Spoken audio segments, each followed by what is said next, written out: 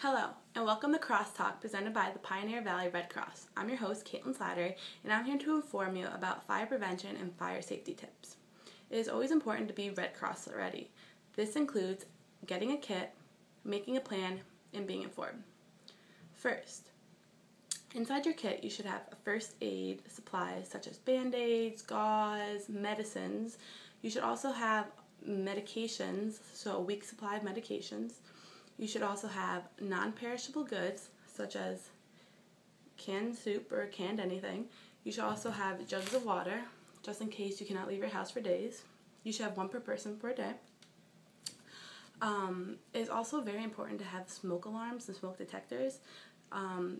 Statistics show that 65% of home fire deaths occur where there's no smoke detectors. So it's important that monthly you go around and you check to make sure your smoke alarms are up to date and that the batteries are working. It's also important to have fire extinguishers located throughout the house and telling people where they are. It's important to have a plan, an evacuation plan, and this is something you should practice monthly and also have a meeting spot.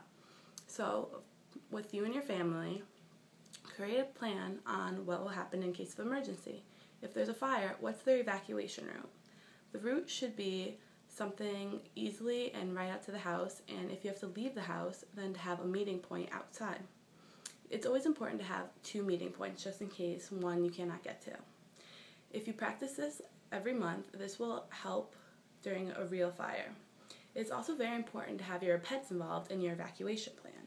They are part of your family too.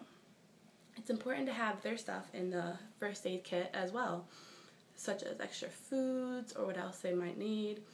Also, it is important to have battery-run things, such as this lantern, which is all by battery. It doesn't have to use electricity at all. Or a radio, such as this, that's all powered by battery. This will help you stay informed and know what is going on out there if there is an emergency. It's also very important to use proper safety tips throughout the house. This includes blowing out candles when you leave the house or leave a room, never leaving your stove on, never leaving portable heaters on as well. So, what do you do in case there's a fire?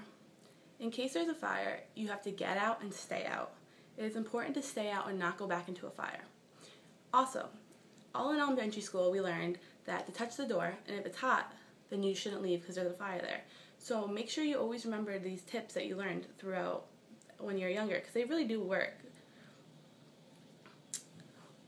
Finally, it's important to learn the stop, drop, and roll if your clothes catch on fire.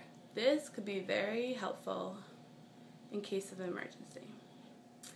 Thank you for listening, and I hope you guys have an awesome day, and I hope some of these tips have helped you.